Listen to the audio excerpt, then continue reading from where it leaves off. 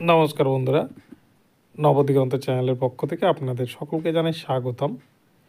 তো বন্ধুরা, এই মুহূর্তে আমি আপনাদের সাথে আজকে যে আপডেটটি শেয়ার করতে চলেছি, আপনারা জানেন যে আজকে কলকাতা হাইকোর্টের বিচারপতি দ্বয়ের মধ্যে যে দ্বন্দ্ব সৃষ্টি হয়েছিল, বিচারপতি সৌমেন সেন ভার্সেস বিচারপতি অভিজিৎ গঙ্গোপাধ্যায়, সেই মামলার শুনানি কিন্তু আজকে সুপ্রিম কোর্টে রয়েছে এবং এই নিয়ে কিন্তু সুপ্রিম কোর্ট আজকে জাজমেন্ট করতে চলেছেন।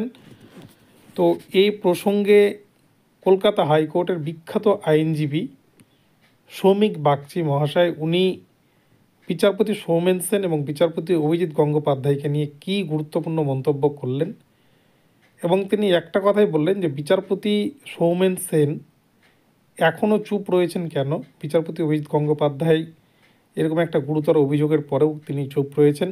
তো এই প্রসঙ্গে কিন্তু তিনি বেশ কিছু গুরুত্বপূর্ণ মন্তব্য করেছেন। তো আপনারা লাইভ ভিডিওর মাধ্যমে দেখে নিন যে কলকাতা হাইকোর্টের বিখ্যাত আইনজীবী সৌমিক বাগচি মহাশয় উনি কী মন্তব্য করলেন বিচারপতি দ্বয়ের দ্বন্দ্ব সম্পর্কে।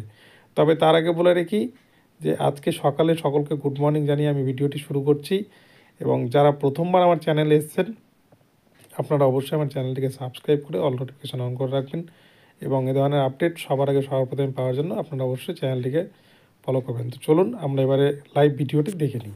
যেভাবে একজন বিচারপতি অর্ডার দিয়েছিলেন, হয়তো তিনি তার এখতিয়ারে অর্ডার দিয়েছেন কি এখতিয়ার বহির্ভূতভাবে অর্ডার দিয়েছেন, আমি সেই প্রসঙ্গে যেতে চাইছি না, কিন্তু তার অর্ডারের মধ্যে আরেকজন বিচারপতির নাম, তার কিছু কন্ডাক্ট ইত্যাদি জিনিসগুলো উঠে এসেছে।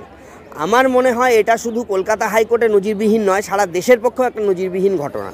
কারণ হচ্ছে যে আমি মনে করি প্রত্যেকটাই বলার জায়গার একটা আলাদা ফোরাম থাকা চাই, বা বলার জায়গার একটা লিমিটেশান থাকা চাই। সব কিছু যদি এইভাবে ওপেন চলে আসে, বিচারপতিদের কিছু বিষয় সেগুলো যদি এইভাবে মানুষের কাছে ওপেন চলে আসে, দেখুন আপনাদের আমি কথা বলছি, আজকে কয়েকজন সিনিয়র অ্যাডভোকেটের সঙ্গে আমার কথা হচ্ছিল, তারাও বলছেন যে তারা যতদিন প্র্যাকটিস করছেন, কেউ 40 বছর, কেউ 35 বছর, তাদের জীবনে এই ধরনের ঘটনা তারা ঘটতে দেখেননি।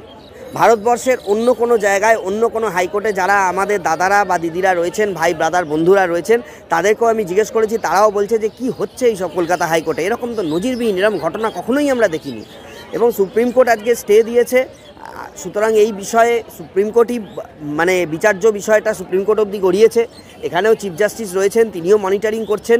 এইটুকু আমি বলতে পারি যে যে বিষয়টা নিয়ে মামলা করা হয়েছে, এই সমস্ত জিনিসগুলো করতে গিয়ে যাদের মামলা করা হয়েছে, কারণ দেখুন হাইকোর্টে মানুষ যে আসে বা যে কোনো পক্ষই আসে, কোনো না কোনো গ্রিভেন্স নিয়ে আসে, তাদের কোনো না কোনো অভিযোগ নিয়ে আসে, তাদের সেই অভিযোগটাকে যেন কোনোভাবে মানে স্তিমিত করা না হয়, তাদের সেই অভিযোগটাকে যেন যথাযথ গুরুত্ব দেওয়া হয়, এবং সুবিচার যেন প্রত্যেকটা মানুষ পান, এটাই আমার বক্তব্য।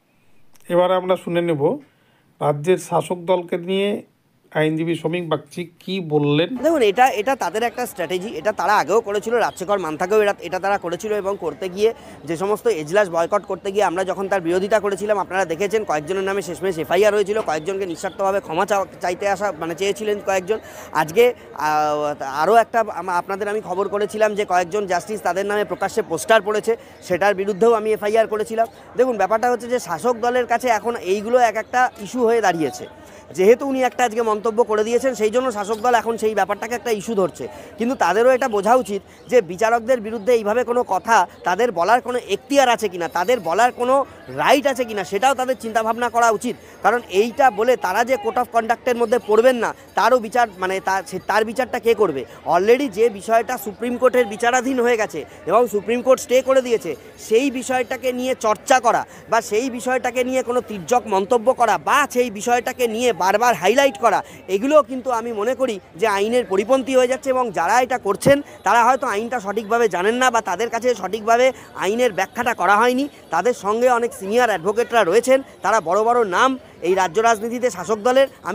আমি বলবো তারা আপনারা আপনাদের আইনজীবীর সাথে আলোচনা করুন, এবং আলোচনা করে যেটা বলা উচিত কি অনুচিত সেইটা চিন্তাভাবনা করে বলুন। শুধুমাত্র বাজার গরম করার জন্য বা কাউকে ছোট করার জন্য বা কোনো বিচারপতির বিরুদ্ধে তির্যক মন্তব্য করার জন্য আপনি কিছু বলে দিলেন এবং সেটাকে নিয়ে আপনি জনগণের কাছে বিশাল ফেমাস হয়ে গেলেন, আপনি মনে করবেন না যে আপনি সমস্ত কিছুর ঊর্ধ্বে চলে গেলেন।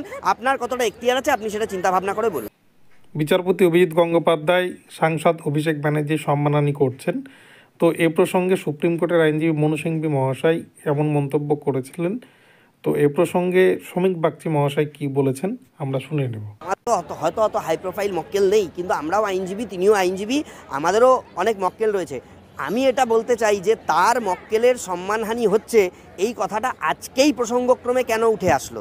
মামলাটা তো আজ থেকে চলছে না। যখন থেকে অভিজিৎ গঙ্গোপাধ্যায়ের ঘর থেকে মামলাটা সরানো হয়েছে সেইটা থেকে আজকে প্রায় 7 মাস হয়ে গেছে, প্রায় 6 মাস 7 মাস হয়ে গেছে। এতদিন তার সম্মানহানি হয়নি, আজকেই হঠাৎ করে কেন তার মনে হলো তার সম্মানহানি হচ্ছে? আমি জানি না তিনি কেন বলছেন। রাজ্য সরকার বিচারপতি অভিজিৎ গঙ্গোপাধ্যায়ের রায়ের বিরুদ্ধে সুপ্রিম কোর্টে এসএলপি দায়ের করেছে। আগামী সোমবার সেই মামলা শুনানি হতে চলেছে। এই প্রসঙ্গে আইনজীবী সঙ্গী বাগচি মহাশয় কী বললেন আমরা সেটা শুনে নেব। হ্যাঁ, সেটা তিনি সুপ্রিম কোর্টের কাছে আবেদন করেছেন এবং সুপ্রিম কোর্ট, আমি শুনলাম যে তার স্পেশাল লিভ পিটিশন সেটা গ্রহণ করেছে এবং রাজ্য সরকারেরও বক্তব্য যেটা সেটাও শোনার জন্য সুপ্রিম কোর্ট বলেছে। এটা যদি রাজনৈতিক চরিতার্থ উদ্দেশ্য করতে হয় সেটা সুপ্রিম কোর্টের বিচার্য বিষয়, সুপ্রিম কোর্ট সহজেই সেটা বুঝতে পেরে যাবে।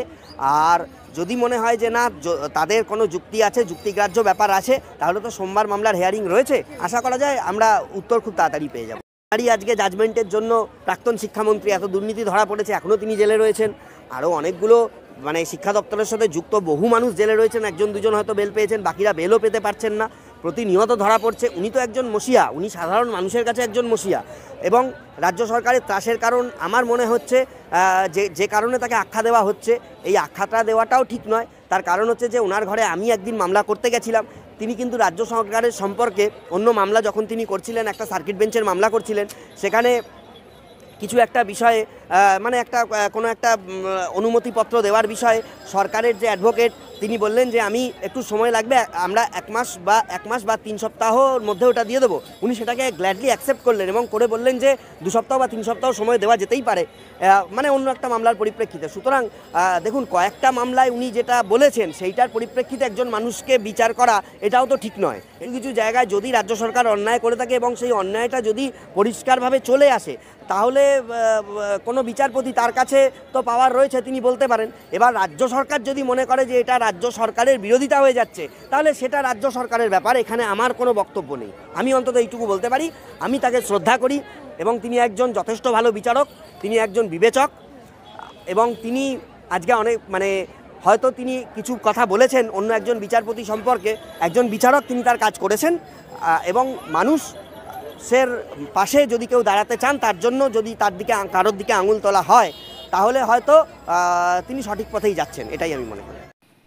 তো আপনারা শুনলেন আইনজীবী শ্রমিক বাগচি মহাশয় কি মন্তব্য করলেন। বিচারপতি দ্বয়ের যে দ্বন্দ্ব শুরু হয়েছে কলকাতা হাইকোর্টে, বিচারপতি সৌমেন সেন এবং বিচারপতি অভিজিৎ গঙ্গোপাধ্যায় সম্পর্কে মন্তব্য করলেন এবং আজকে কিন্তু তাদের জাজমেন্ট হতে চলেছে সুপ্রিম কোর্টে মহামান্য বিচারপতিদের। তো চলুন বন্ধুরা, আজকে এই পর্যন্ত রইল এখনকার মতো আপডেট। আবার পরবর্তী আপডেটটি আসছে আপনাদের জন্য। আপনারা প্রতিনিয়ত আমার চ্যানেলে নজর রাখবেন, আমি আপডেট পেলে আপনাদের জানিয়ে দেবো। তো ভিডিওটি ভালো লাগলে অবশ্যই চ্যানেলটিকে সাবস্ক্রাইব করে অল নোটিফিকেশন অন করে রাখবেন এবং ভিডিওতে কিন্তু লাইক শেয়ার কমেন্ট করতে ভুলবেন না। ধন্যবাদ। পরবর্তী আপডেট নিয়ে আসছি আবার।